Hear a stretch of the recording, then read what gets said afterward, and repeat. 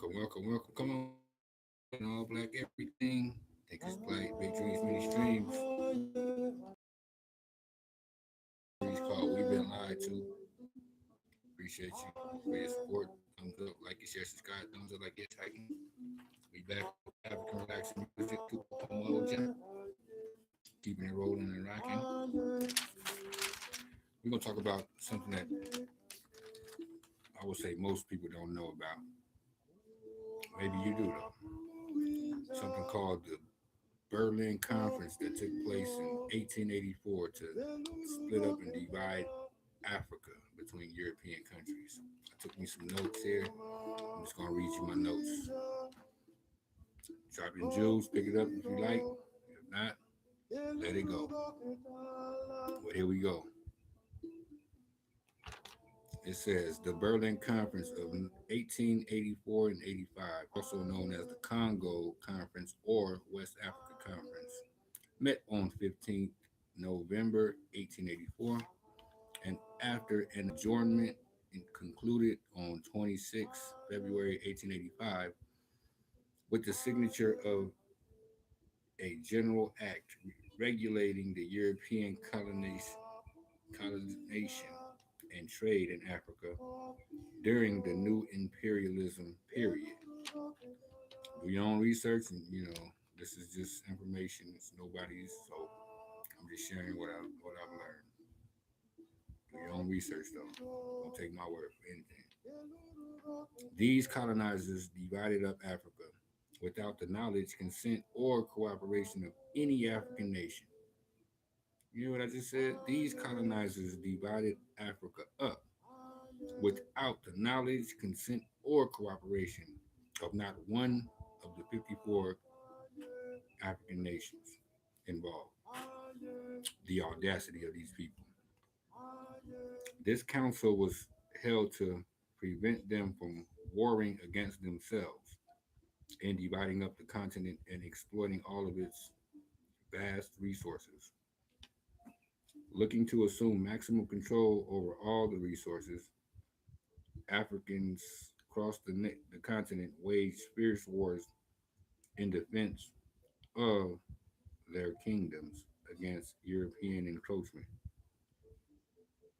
Plunder, pillage, and rape, which all Europeans engaged in to varying degrees, but the most horrific exemplar was the violence of colonization, colonisium, what's that word? Colonisium or colonization is the Congo, and the Congo spreads out about 2.5 million square kilometers with many natural resources like ivory, palm oil, timber, and copper. Also having a huge amount of rubber, which also became one of the most coveted resources on the planet. Mm-mm-mm.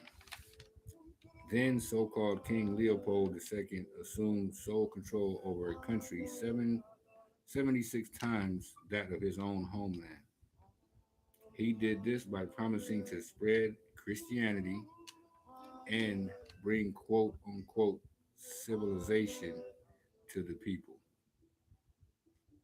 Now we both know, and we all know, well you should know, or if you don't do your own research, that Africa has had hundreds and thousands of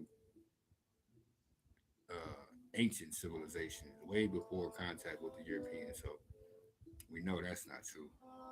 And then Christianity, we know what Christianity does and did and continues to do.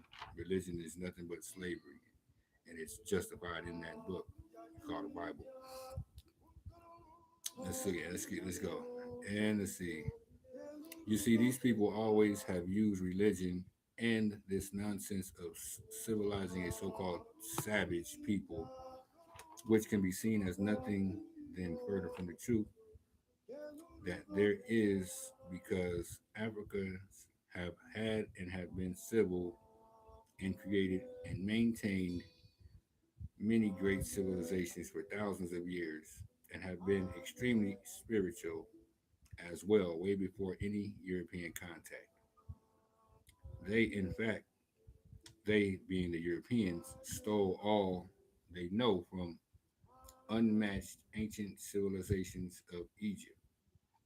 Everything from medicine, mathematics, and astrology to plumbing, electricity, and agriculture. Go ahead and check out the book, Stolen Legacies, John G. George, James G. George, excuse me. Where is it at? Hold on, I got it somewhere around here. These books and we'll show you, but I'll show you on another one. Such greed and exploitation profited one man, Leopold II. It also stripped the Congo completely of its resources as well as untold environmental damages. He was so barbaric that he imposed ridiculous quotas for the locals to meet, and if they were not met, he would cut off the limbs of the people, leaving them with more than just physical scars. And this was done to men, women, and even children. The inhumane shit, boy, without hesitation. It is estimated that 10 million Africans, over half of the Congolese population, was murdered, causing one of the worst mass killings in his story, of course. It's not our story, but it's his story, or his story, if you break it up. To put that in perspective, the Jewish Holocaust, there were a total of 11 million people altogether, but only 6 million were Jewish. The other 5 million non-Jewish. Now we want to talk about Holocaust, but we don't want to mention any African Holocaust. Many African Holocausts there. We want to sweep that under the rug and tell African people to pull themselves up by the bootstraps. Fuck all that. And you want to think like that. That's just a little extra, the coming at it. All facts. You can do research for yourself. This ain't just an opinion. I'll tell you my opinion though. I don't like none of that shit. But here we go.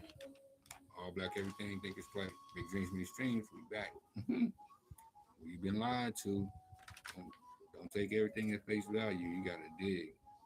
They're gonna only tell you what they want you to know. And that's real. Peace and love.